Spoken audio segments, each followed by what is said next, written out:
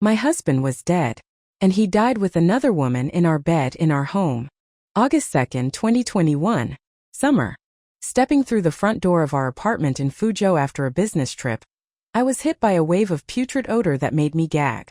I rushed to open all the windows, desperate for fresh air, then covered my nose and began searching for the source of the smell. "Mark?" I called out, his name echoing in the silent apartment. No answer. Seeing the fine layer of dust already settling on the furniture, I knew without a doubt where he was. He must have gone off to play cards again. If I was out of town, he'd invariably spend those days gambling. This wasn't the first time. Any last shred of hope I might have held for this man had long since withered away. The only person I could truly rely on now was myself. Dragging my exhausted body, I searched each room methodically. Nothing. I reached the master bedroom, intending to leave my suitcase there before continuing the grim search. But the moment I opened the door, the stench intensified, overwhelming and sickening. And there on the bed were a man and a woman. The man was my husband, Mark. He was lying there with a woman I didn't know. Their naked bodies were bloated and discolored, reeking terribly. Dark reddish-brown blood stained the sheets and dripped onto the floor. A horrifying, visceral display. The scene was shocking, sickening, and for a moment, all I could feel was a confusing swirl of horror and sorrow. I stood frozen in the doorway, my hand clamped over my mouth, for what felt like an eternity before reality crashed down. Tears streamed down my face, wetting my trembling hand. Mark's betrayal. Dying like this with another woman in our bed. It was something I had never even conceived of. Weak-kneed, I stumbled back to the living room. My hands shaking, I fumbled for my phone and called the police, my voice choked with sobs. The police arrived quickly, their efficiency a stark contrast to my stunned state. One officer began questioning me gently. The other secured the scene, gathering evidence, checking surveillance footage from the building and the complex. The apartment was suddenly full of people, but their presence did little to dispel the chilling fear that gripped my heart.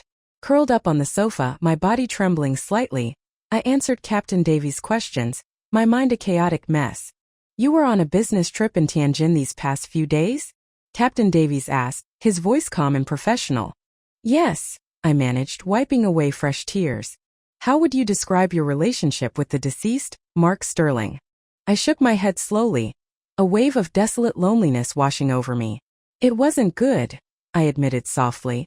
"Our relationship had deteriorated significantly since he lost his job about 6 months ago." I paused, choosing my words carefully. "We argued about it just the day before I left for my trip." "What was the argument about?" Captain Davies prompted. I gave a bitter little laugh. "He has a strong sense of pride," I said. "I could understand his feelings, really. Who wants to be shown up by his wife?" I looked down at my hands, twisting the fabric of my dress. But what was I supposed to do? We have the car loan, the mortgage. And he wasn't working. If I had quit my job like he demanded, how would we have lived? Seeing my distress, Captain Davies didn't press further. When I looked up, he was standing in front of the television, his gaze fixed on the framed wedding photo sitting on top of it. Picture of Mark and me, smiling stiffly. He looked at the photo, then back at me several times. Feeling his assessing gaze, I became acutely aware of myself, a sense of unease creeping in. "Did you have that mole below your eye removed?" he asked, pointing at the photograph. I instinctively touched the spot he indicated, just below my right eye. "Yes," I replied, my voice low. "Mark didn't like it. He thought it was unattractive. He insisted I get it removed at a beauty clinic." Captain Davies nodded, making a note, but didn't ask anything else about it. Just then, the forensic team and other officers emerged from the bedroom, carrying the 2 covered bodies on stretchers. My eyes blurred with tears again as I watched them carry Mark away, and then the body of the other woman. "Can you tell me? When did this happen? When did they die?" I asked the forensic examiner. "Preliminary assessment," the examiner replied, his voice quiet, "suggests the time of death was approximately 5 days ago. A more precise time will require a full autopsy." 5 days ago. That would have been the 28th of July, the day I left for my business trip. "So," I whispered, the realization hitting me. "My leaving. That was the day he died. If I hadn't gone, would he still be alive?" Captain Davies didn't answer the question. After offering a few words of comfort, he gently suggested I stay at a hotel for the time being. The apartment was a crime scene and they were concerned I might unintentionally disturb evidence. I understood. Taking a deep breath, I pulled myself together and left the apartment with them, leaving behind the scene of death and betrayal. Captain Davies and his team worked quickly. Officer Jenkins, who accompanied me to the hotel, received a call as soon as we arrived.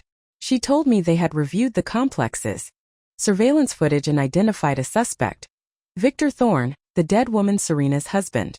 In the age of big data, once you're identified, there's nowhere to hide.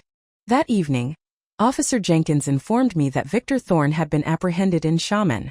I was allowed to observe the interrogation later that night, around 10:30 p.m.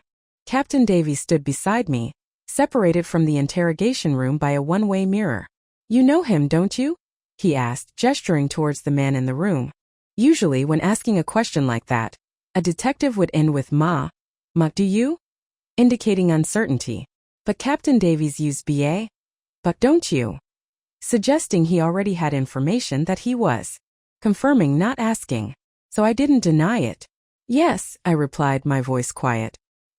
"He was one of Mark's card friends. I think he lent money at the casino charging interest. He came to our apartment a few times." Captain Davies frowned. "Was he here to collect gambling debts from Mark?" I nodded. After Mark lost his job 6 months ago, he started gambling. Heavily. At first it wasn't too bad, but as he blew through his savings, he began pressuring me for money, making up excuses. I didn't realize it was for gambling at first, but as the requests became more frequent, I grew suspicious. He always denied it until one time he lost a large amount and Victor Thorne showed up at our door demanding money. I happened to be home that day and found out about his gambling problem. "Did you pay off his debt that time?" Captain Davies asked. "Yes," I confirmed, the memory bringing back a familiar wave of anger and resignation. I had been furious, but he was my husband. I couldn't bring myself to abandon him completely. That 50,000 yuan debt had nearly emptied my savings. It was a difficult period. The deadlines for the car and house payments were looming. I had no choice but to borrow 10,000 yuan from a friend to make ends meet. The immense financial pressure forced me to focus entirely on work, leaving me with little time for Mark. "Perhaps that's why Mark got involved with Serena Thorne," Captain Davies mused, his voice low. Coincidentally, at that moment Victor Thorne, in the interrogation room, had reached the same point in his story. Hearing our parallel accounts, Captain Davies didn't question me further. However, when the interrogating officer asked Victor Thorne about the details of the murders, he became agitated, shouting that he hadn't killed them. The sound of his hysterical denials filled the room through the speakers, creating a heavy silence between me and Captain Davies. Victor Thorne claimed that on July 28 at around 11:30 a.m., he received a letter. The letter said his wife, Serena, was having a secret rendezvous at Mark Sterling's apartment. He initially thought it was a prank, but the letter included a photo of Serena and Mark in an intimate moment. Enraged, Victor Thorne rushed to the address provided, our apartment in Pingxi Complex. But when he got there, he claimed he found only Mark Sterling's wife. Me. Hearing this, I looked at Captain Davies, my face a mask of disbelief. "Do you believe him?" Captain Davies didn't reply but motioned for me to keep listening. Victor Thorne insisted that he had told me about Mark and Serena's affair. He claimed I had then offered him tea and cut fruit, and that while we were talking, he had become drowsy and fallen asleep. When he woke up, he said, he found Mark and Serena dead in front of him, holding the bloody fruit knife in his hand.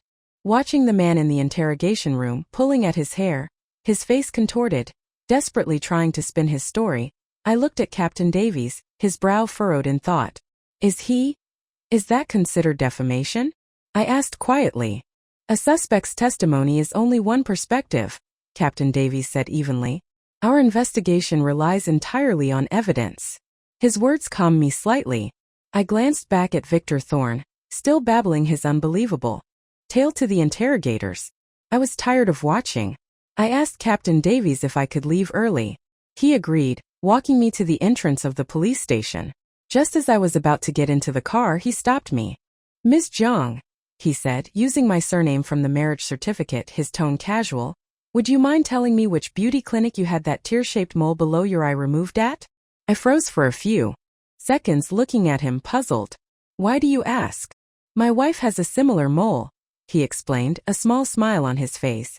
Seeing that yours was removed without a scar, I thought I might take her there. Hearing his seemingly harmless request, I nodded and gave him the name of the clinic. On the drive back to the hotel, my mind replayed Captain Davies' expression. His sharp, eagle-like gaze left me feeling inexplicably uneasy. The case against Victor Thorne was quickly concluded. Despite his wild claims, he couldn't defeat the power of technology. With the help of forensic analysis and the abundance of his fingerprints and other traces at the crime scene, Victor Thorne eventually confessed the truth. He had killed Mark and Serena. He admitted that after arriving at the apartment, he found the door unlocked. He entered and saw Mark and Serena on the bed. In a blind rage, he ran into the kitchen, grabbed a fruit knife, and killed the sleeping couple. He recounted the entire sequence of events. But there was one point he adamantly stuck to, insisting that he had seen me, Mark's wife, on the day of the murders. He even claimed I had confessed to giving him the anonymous letter. Officer Jenkins relayed this information to me. My explanation for this claim, simple and irrefutable, demolished Victor Thorne's assertion. On the day of the murders, July 28th, I had already landed and was at the airport in Tianjin, hundreds of miles away. The case was closed. Strangely, Captain Davies never appeared again after that. Not until today, the day Victor Thorne received a suspended death sentence from the Supreme Court. Captain Davies, who had been absent for over 2 weeks, suddenly sought me out. You must be very happy now, he said, his voice quiet but carrying an edge. Everything went according to your wishes. I froze for a few seconds, unsure how to respond. What do you mean? Captain Davies didn't answer. He walked over to the television, staring at the wedding photo on the wall. Should I call you Alara Sterling? He asked, his voice low. Or Lily Sterling? He turned abruptly, his gaze sharp, piercing. You're Lily Sterling, aren't you? I'm sorry, I said, shaking my head, my voice carefully neutral. I don't understand what you're saying. Captain Davies smiled, a humorless, knowing smile. That's fine. I can help you remember. October 9, 1996. A couple welcomed twin daughters into the world. 15 years later, their parents divorced. The older twin, Alara, stayed with her father, Mr. Sterling. The younger twin, Lily, moved far away to Xinjiang with her mother, Mrs. Sterling. After their parents remarried and formed new families, the sisters began living separate lives.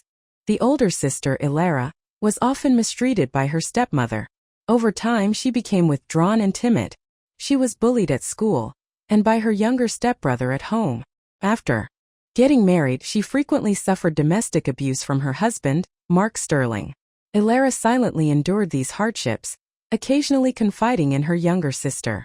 In contrast to her older sister, the younger sister, Lily, though also part of a blended family, was cherished by her stepfather, who was unable to have children of his own. Unlike her timid sister, Lily was strong-willed and independent. Hearing about her sister's suffering, she traveled to Fuzhou. The story is quite dramatic, I interrupted, clapping my hands together lightly. You should consider a career change, Captain Davies, perhaps a scriptwriter. It seems a waste of your talent to be a police officer. Captain Davies remained silent, watching me. I continued, my voice light, dismissive. I don't know where you heard all of this, but I am Alara Sterling. I don't have a sister, twin or otherwise. Don't be so certain, Captain Davies said, his smile knowing. Do you know what I've been doing these past 2 weeks? Without waiting for my reply, he opened his briefcase and took out several documents, placing them on the coffee table in front of me. These are the birth certificates for you and your sister, your original family's household registration, and the household registrations and ID card copies for your new families. He gestured to the documents. To investigate this, I even traveled to Xinjiang and spoke with your stepfather. He looked at me, his gaze steady. If I didn't have concrete evidence, why would I be here talking to you? My eyes flickered down to the documents. A tremor went through me. When did you start suspecting this? I asked, my voice barely a whisper. Admitting it now? He asked, his smile returning as I remained silent. The day you filed the report, Captain Davies said, picking up the thread of his Investigation. After seeing that wedding photo, he pointed at the picture again. At first it was just a vague suspicion, nothing more. But when Victor Thorne was apprehended and claimed he had seen you on the day of the murders, that's when I became seriously doubtful. He looked at me, his expression softening slightly, as if remembering that moment at the police station. That's why, as you were leaving, I asked you where you had that mole removed. And then you went to the beauty clinic to verify? And then investigated our backgrounds? I asked, a faint smile on my lips. He nodded. It must have taken a lot of effort. It did, Captain Davies admitted, smiling fully now. But it was all worth it. I raised an eyebrow. Why do you say that? Because based on all of this, Captain Davies said, his detective's mind clearly piecing together the puzzle, I've been able to reconstruct how you carried out the plan. Really? I settled back, adopting an air of attentive interest. I'm listening. Captain Davies began his analysis. On June 30th, the day you arrived in Fuzhou, Alara Sterling didn't go to the station to pick you up. He looked at me. Is that right? I nodded. Yes, that day my sister had said she would meet me at the station. But I had waited for half an hour, and she never appeared. Her phone went unanswered. I had no choice but to take a taxi myself, following the address she'd given me to the Pingxi complex. That day, Captain Davies continued, interrupting my thoughts, happened to be the day Victor Thorne came to collect debt from Mark Sterling. He paused, his gaze intent. And you went to the apartment and saw Mark, your brother-in-law, in the act of offering his wife, your sister, to Victor Thorne to settle his gambling debts. He looked at me, his voice quiet but firm. Is that right? My pupils contracted slightly.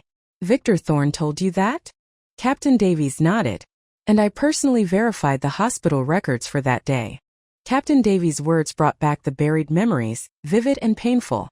June 30th. My sister's failure to show up had filled me with a terrible premonition. Leaving the station, I had immediately taken a taxi to the Pingxi complex. My sister and I, despite the years apart, had always been close, sharing everything, even the hidden spot for her spare key. Arriving at her apartment, I found the key in the shoe cabinet. But opening the door, the scene I witnessed was a crushing blow. My sister was tied up, being brutalized by two men. And one of them, unbelievably, was her own husband, Mark. The other man was Victor Thorne? Captain Davies asked, his voice soft. I nodded. After chasing those two monsters away, I stayed with my sister, comforting her for a long time until she finally calmed down. Then I took her to the hospital. During the days she was hospitalized, she slowly began to emerge from the shock and trauma. When she finally told me everything, the full extent of Mark's cruelty, I wanted to kill those two men with my bare hands. I couldn't comprehend that such depravity existed. To use your wife as payment for a debt. He hadn't treated my sister like a human being. That's why he could beat and abuse her whenever he pleased. What was even more monstrous was that during her pregnancy, Mark, that animal, had continued his abuse. Any small frustration would trigger a violent outburst, a beating. He had punched and kicked her relentlessly, until she miscarried. Why didn't you call the police? Captain Davies asked, his voice gentle. I looked at him, my expression flat. If that got out, I said, my voice low, how could my sister ever live a normal life? Besides, we had no proof. Mark and Victor had clearly planned this. During the entire assault, Victor had worn gloves. There was no physical evidence left behind. Legally, there was no way I could make them pay for what they had done. And I had to consider my sister, her future. Calling the police was not an option. So to avenge Alara, Captain Davies said, his gaze fixed on me, you began to plan how to kill them both? I smiled but didn't speak. Captain Davies watched me for a few seconds, then continued, his tone matter of fact. It's okay if you don't admit it. I'll say it for you. A few days later, Alara was discharged from the hospital. From that moment on, you two sisters swapped identities.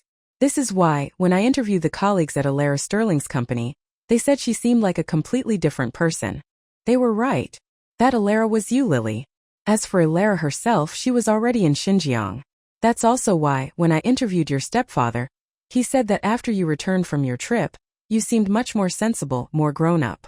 Your identical appearances and height allowed you to deceive everyone. If this hadn't been the age of big data, if this had happened in the 1980s, your plan would have been flawless. Even if everything you're saying is true, I interrupted Captain Davies' deduction. What does it prove? At most, it shows that my sister and I swapped identities, experiencing each other's lives for a while. That's not illegal, is it? No, that's not illegal, Captain Davies conceded. However, what you did next crossed the line and became a criminal act. I put on a slightly injured air. You mustn't accuse me falsely, Captain Davies. After swapping identities with my sister, I was completely law-abiding. I didn't do anything wrong. Captain Davies' eyes held a knowing look. Including the prolonged use of medication for stomach ulcers you administered to Mark Sterling? As he spoke, he pulled out a stack of receipts. Seeing the purchase records from a pharmacy for that type of medication, my expression tightened slightly. These medications taken long-term could cause erectile dysfunction. Mark didn't have ulcers or any condition that required this. But I had been secretly adding these drugs in large quantities to his food and drinks. As for why he didn't notice, it wasn't hard to mask the taste. Spicy or bitter flavors could cover it. Since Mark was from the South and preferred light flavors, I had consistently made him bitter melon soup. You really went to great lengths to prevent Mark Sterling from touching you, Captain Davies concluded, his voice flat. Faced with the evidence, I admitted it calmly. That action, I said, weighing the potential charge, at most would be considered intentional injury. It seems you had already prepared for that consequence, Captain Davies observed. I nodded. It was worth it. There's still one missing piece, he continued, his gaze sharp. How did you convince Serena Thorne to cooperate? Serena. She was a pitiful woman. After marrying Victor Thorne, she got pregnant soon after. Their daughter Daisy was born, and Serena quit her job to become a full-time caregiver, essentially a maid. But her efforts didn't earn her Victor's respect. Instead, he constantly verbally abused her, calling her useless, a burden. What was worse, in the past year alone, Serena had been pregnant 4 times. Each time, if the ultrasound showed a girl, Victor would drag her to the hospital for an abortion. I had sought her out precisely after her 4th abortion. She was lying weak and pale in bed, her 2-year-old daughter crying from hunger beside her. Serena didn't even have the strength to sit up.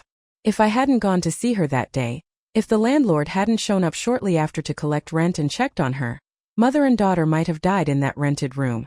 So you manipulated her, Captain Davies said, his voice hardening, promising her a way to escape Victor Thorne, making Serena cooperate with your plan. I shook my head at his accusation. I'm not as heartless as you think. I just couldn't bear to see their plight. I took her and Daisy to the hospital and looked after them for a few days. Captain Davies smiled wryly. You didn't explicitly ask her to participate in your plan, but you gave her a book. He reached into his briefcase again, pulling out a copy of The Grail and the Sword, a well-known feminist text. My face tightened slightly. These feminist books, Captain Davies said, his eyes piercing, they have a common theme. They teach women how to assert their rights, how to protect themselves. He paused. The book itself is fine, but the person who gave it had sinister intentions. He put the book down and produced another receipt. This is the record of your payment to a certain publisher. Want to see it? I didn't reach for the receipt. Instead, I asked him, where did you find that book? July 3rd. That day I found a small publisher. At considerable expense, I paid them to rush print a modified version of The Grail and the Sword. The original content of the first and second chapters had been replaced. With 2 chapters, one wrote chapters about resistance and revenge. These chapters contain coded references to parts of my plan. Then on July 10th, when Serena was discharged from the hospital, I gave her the book. July 15th, I visited Serena again. I felt that the seed of resistance had begun to sprout in her. I discreetly took the book back and destroyed it that same day. That's why I was so surprised when Captain Davies produced it. Why would he suddenly notice that book? From the surveillance footage at Serena Thorne's apartment complex, Captain Davies explained. After July 10th, whenever she took her daughter for a walk in the complex garden, she would take out that book and read it. What was strange was that after July 15th, she stopped looking at it completely. He looked at me. I wondered what kind of magic that book held. What could make someone read it and suddenly seem like a different person? Then I specifically bought a copy, he continued. When I couldn't find anything special in it, I went to Victor Thorne's place. But searching every corner of his apartment, I couldn't find that book. Then you suspected me, I finished for him, and checked my purchase records to find the publisher? Correct. And I also went to the hospital to check surveillance footage. Captain Davies nodded. I saw you giving Serena Thorne that book on July 10th.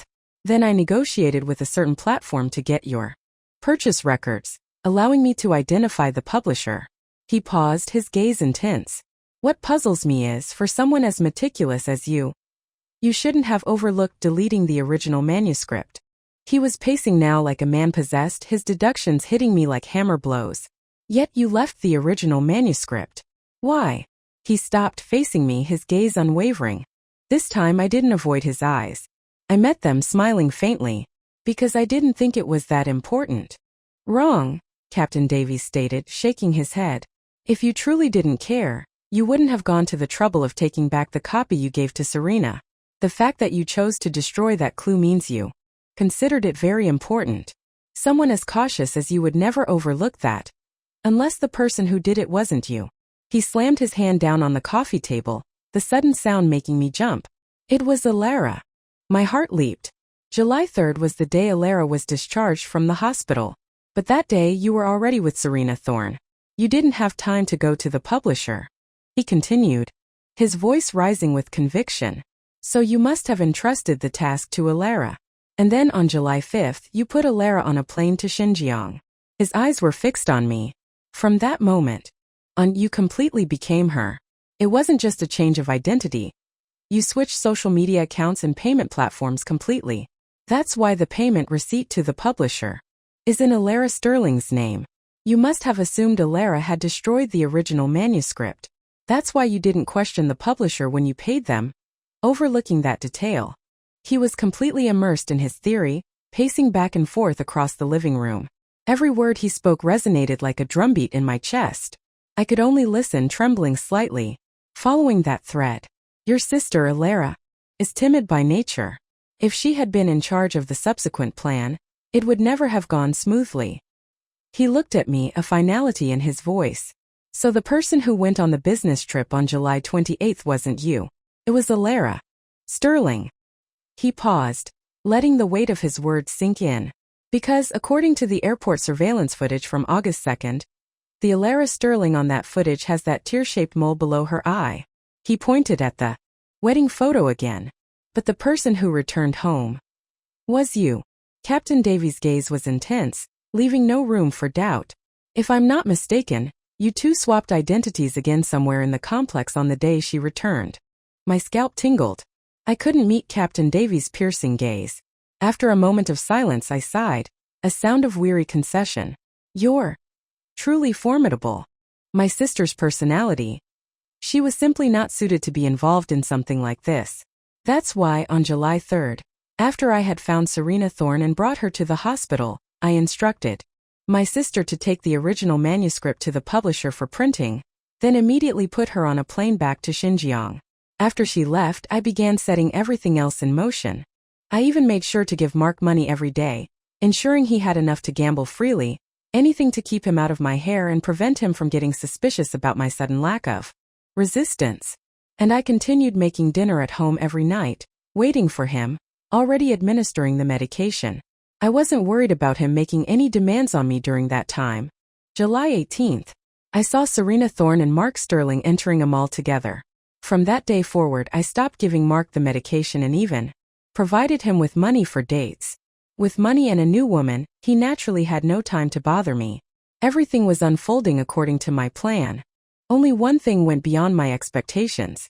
Your business trip, right? Captain Davies guessed, his voice low. I nodded.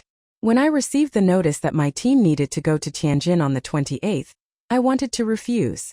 I looked down. But it was my sister's job. If I turned it down, it would impact her career.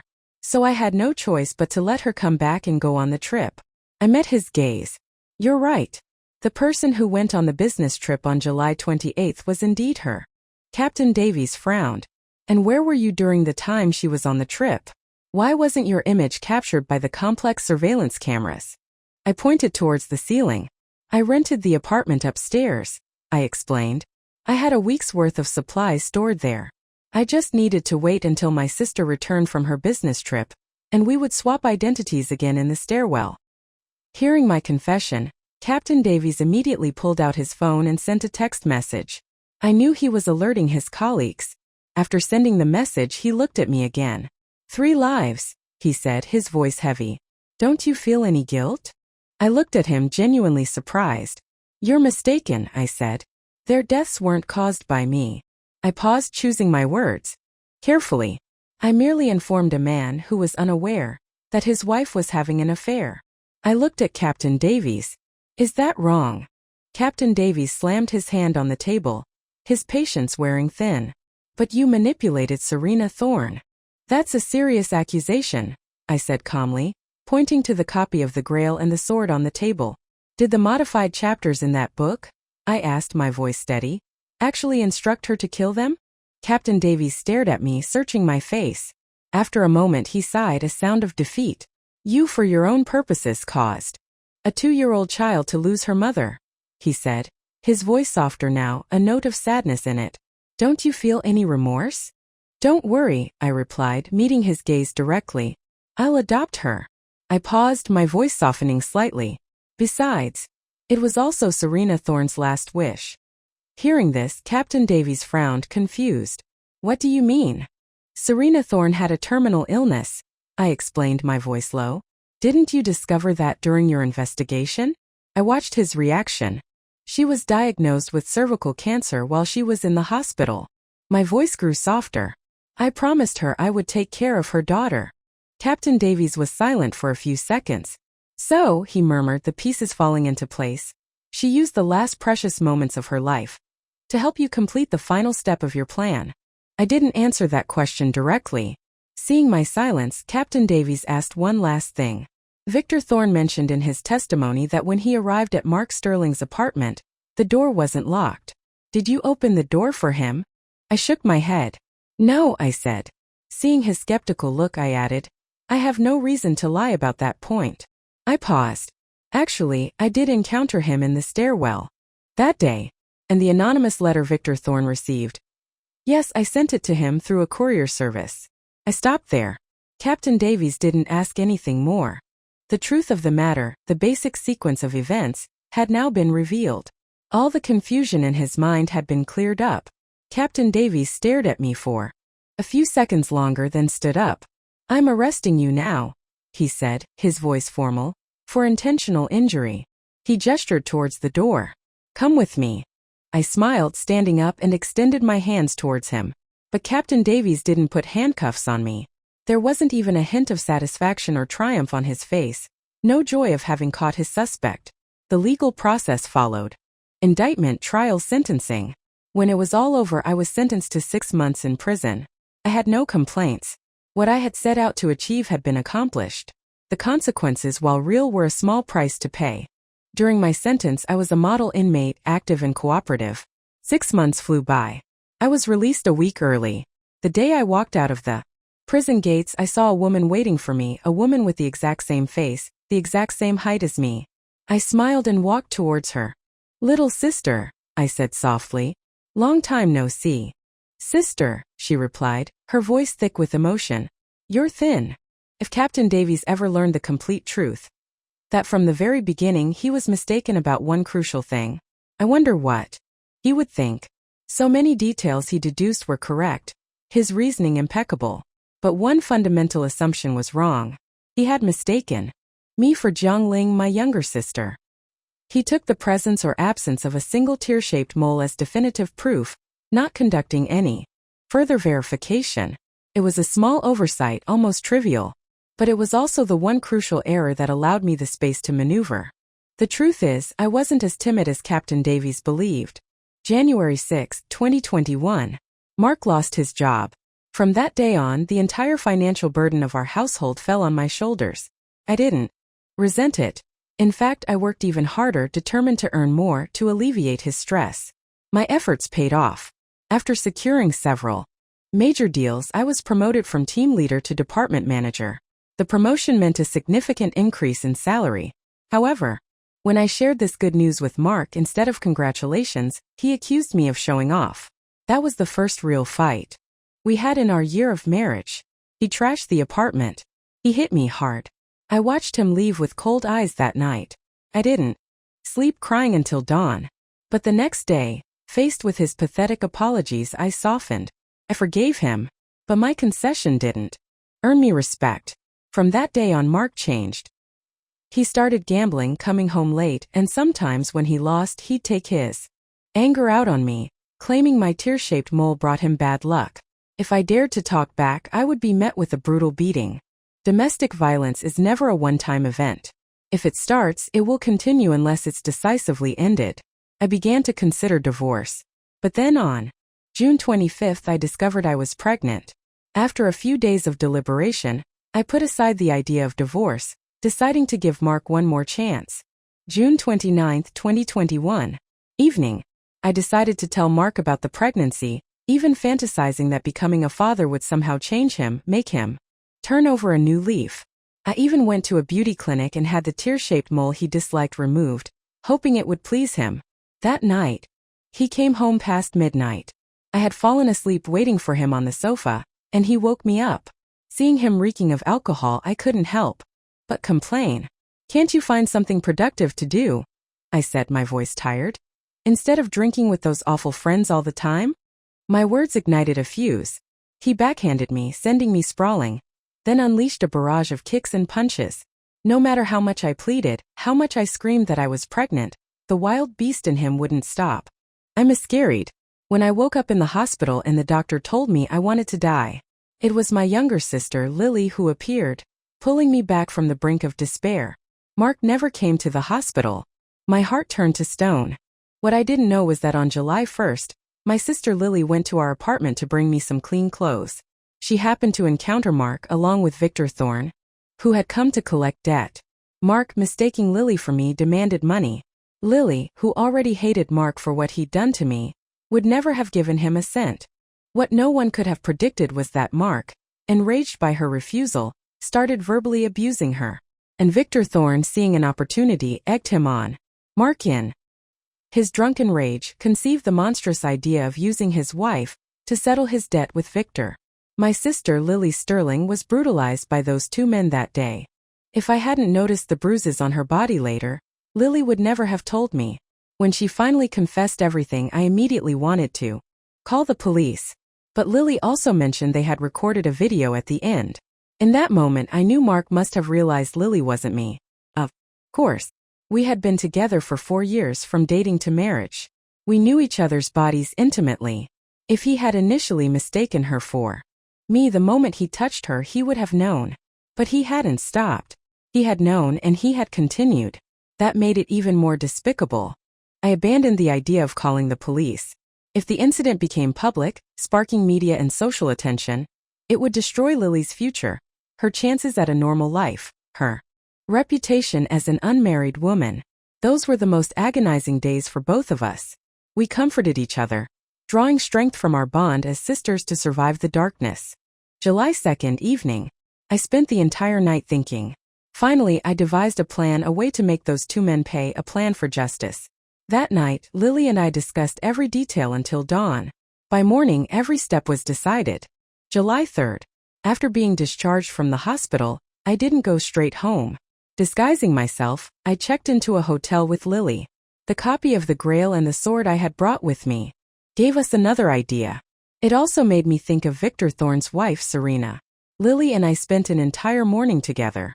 We collaborated, writing a story about how to lure Mark with another woman. We wrote the plan, coded into 2 chapters, replacing the beginning of the Grail and the sword.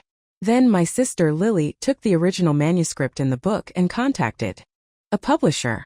I specifically instructed her to keep the original manuscript. My purpose was clear. If the plan failed, I would take full responsibility, leaving Lily completely out of it. While Lily handled the printing, I went to find Serena Thorne. I had met Serena before through Victor. The first time Victor demanded money from Mark, he had insisted I transfer the payment by adding Serena as a friend and sending it to her account. After that, Serena and I occasionally kept in touch online.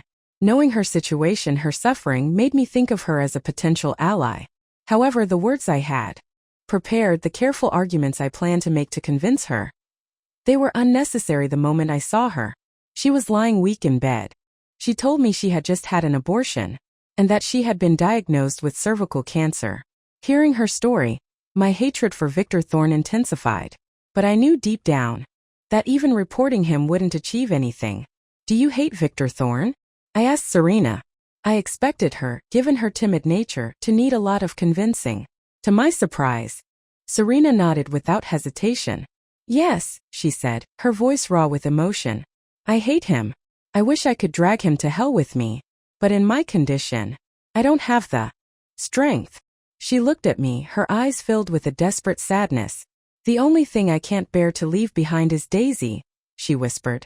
If I die, what will happen to her?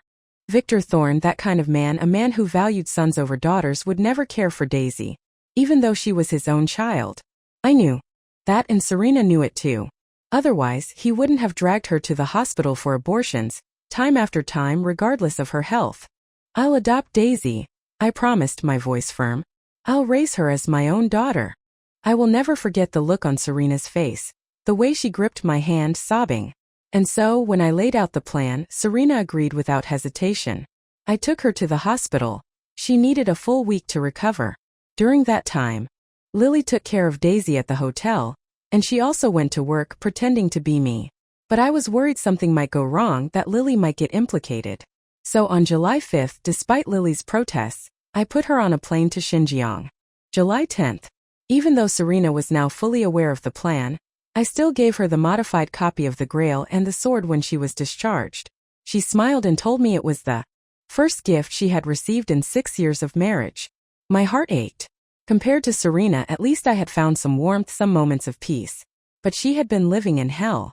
With the help of medication, Serena regained some strength. She began to follow the plan, deliberately approaching Mark. The day the plan began, I continuously gave Mark the drugs. My only goal was to make sure that Animal was incapable of harming Serena. July 18th, Serena and Mark had their first date. That day, Mark got 10,000 yuan from me to take care of Daisy during the upcoming week. I rented the apartment upstairs in our complex. At the time, I didn't realize how crucial that apartment would become. July 20th, I suddenly received a notice from the company. My team was scheduled for a business trip to Tianjin on the 28th. For a moment, I considered quitting my job. But then I thought about the years of hard work climbing the corporate ladder. If I quit, I would have to start over from scratch. What would I do about Daisy then? But if I didn't quit, the timing of the business trip clashed with my plan. For several days, I was agonizing over the decision. Until the 25th. Lily showed up unannounced, giving me another idea. I would entrust the final stages of the plan to her. I carefully explained every step, every detail, then I left for Tianjin. Before departing, I deliberately went to a makeup store and bought a fake mole, sticking it below my eye. August 2nd. I returned. I knew the plan had been completed successfully. The only thing that had gone beyond my control was Serena's death. I hadn't expected her to sacrifice herself for the plan. Seeing her body, I wept uncontrollably. As for how it happened, Victor Thorne's account was mostly accurate. My sister Lily met him in the stairwell, her sole purpose to provoke him. To make a man already seething with rage completely lose control is simple. Just tell him his wife is in the apartment, going wild with Mark Sterling. Hearing that, Victor Thorne became like a frenzied beast. Lily saw him enter the apartment, go straight to the kitchen, and grab the fruit knife. Even if Victor hadn't acted, Serena would have completed this part of the plan. She was the second knife in my design. That is the entire sequence of events. The only thing I truly lied to Captain Davies about was framing myself as the victim of Mark and Victor's assault. That incident, the true trauma, was something only my sister Lily and I knew about. The other two who were there were dead. The day I was released from prison, I saw a woman waiting for me, identical to me in face and height. I smiled and walked towards her. "Little sister," I said. "It's good to see you." "Sister," she said, her eyes filling with tears. "You're thin." If Captain Davies ever found out that he was mistaken from the very beginning, that his initial premise was flawed, I wonder what he would think. So much of his deduction was correct, his logic sound. But he based it all on the assumption that I was Zhang Ling, the younger sister. Relying solely on a single physical feature, A tear-shaped mole without further verification, labeling me as Lily Sterling. It was rather careless, but it was precisely that oversight that gave me the leverage I needed. The truth is, I am not as timid as Captain Davies believed. January 6, 2021. Mark lost his job. From that day on, the entire financial burden fell on me. But I didn't complain. Instead, I worked even harder, wanting to earn more to ease his pressure. My efforts paid off. After several successful deals, I was promoted to department manager. Higher position, higher salary. But when I shared my joy with Mark, instead of celebrating, he accused me of showing off. That was our first big fight in a year of marriage. He smashed things. He hit me. I watched him leave with cold eyes that night. I cried myself to sleep. But the next day, seeing his pathetic apologies, I softened. I forgave him. But my compromise didn't earn me respect. From that day on, Mark was different. He was gambling constantly, sometimes taking his losses out on me, claiming my mole brought him bad luck. If I talked back, he'd beat me. Domestic violence is never a one-time thing. It escalates unless stopped. I started thinking about divorce. But on June 25th, I found out I was pregnant. After a few days of thought, I gave up the idea of divorce. I decided to give Mark one more chance. June 29th evening. I decided to tell Mark about the pregnancy, hoping he would turn his life around. I even had the tear-shaped mole removed, the one he disliked, hoping it would please him. That night, he came home at 1 a.m. I had fallen asleep waiting for him on the sofa. When he woke me reeking of alcohol, I couldn't help but complain. "Can't you find something useful to do?" I asked, frustrated. "Instead of just drinking with your friends all day?" My words were a spark.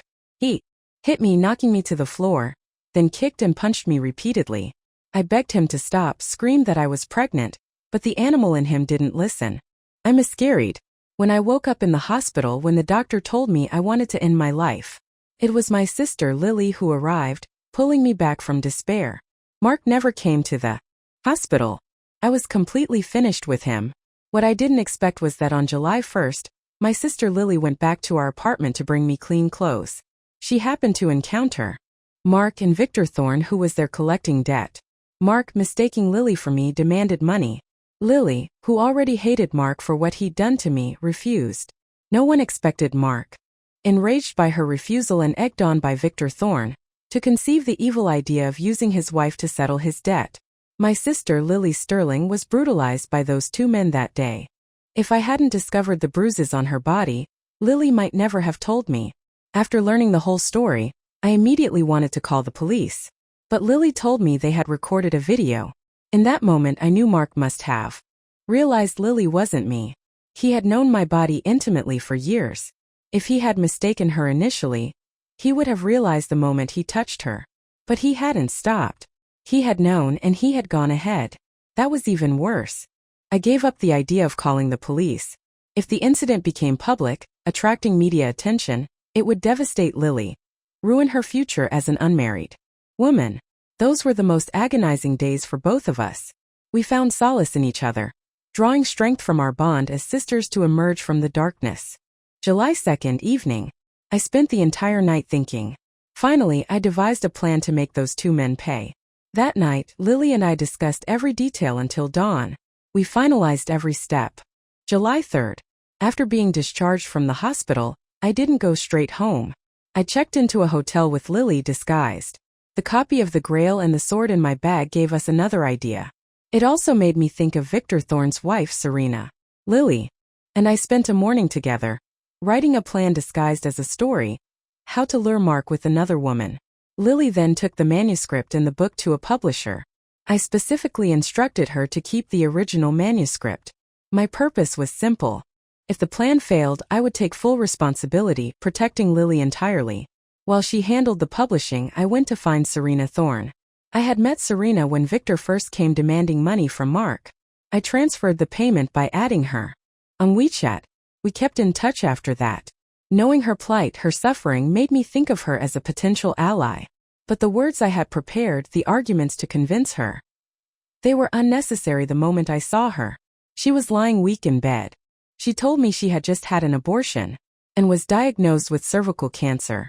Hearing her story, my hatred for Victor Thorne intensified. But I knew calling the police would do nothing. Do you hate Victor Thorne? I asked Serena. I expected her timid nature to require persuasion, but she nodded without hesitation. Yes. I wish I could drag him to hell. She looked at me, her eyes full of despair. But I don't have the strength. The only thing I can't bear to leave is Daisy. If I die, what will happen to her? Victor, that kind of man who didn't care about daughters, would never look after Daisy, his own child. I knew that, and Serena knew it too. Otherwise, he wouldn't have forced her into abortions repeatedly, regardless of her health. I will adopt Daisy, I promised. I'll raise her as my own. I will never forget Serena's tears, the way she gripped my hand. So when I told her the plan, Serena agreed without hesitation. I took her to the hospital. She needed a week to recover. During that time, Lily cared for Daisy and she went to work pretending to be me. But I was worried about Lily about the risk. So on July 5th, against Lily's wishes, I put her on a plane to Xinjiang. July 10th. Although Serena understood the plan, I still gave her the book when she was discharged.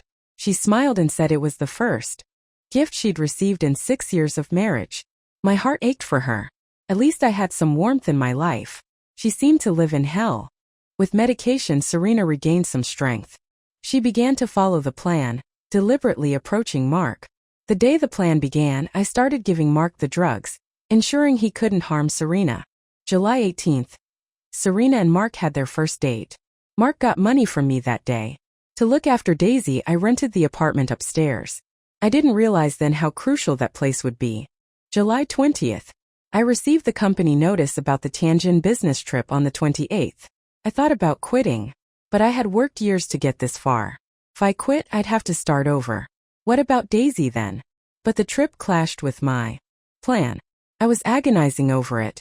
Until the 25th. Lily showed up unexpectedly, giving me another idea. I entrusted the final steps to her, explained everything, and went to Tianjin.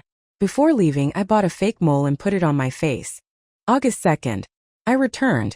I knew the plan had been completed. The only thing I hadn't anticipated was Serena's death.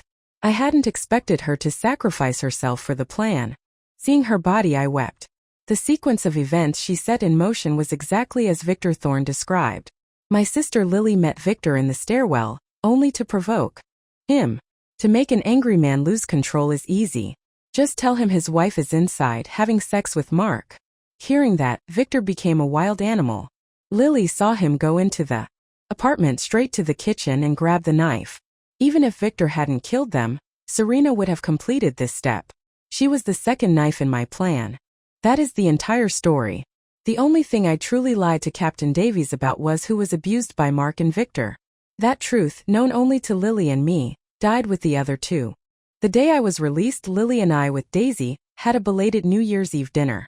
And we started a new life.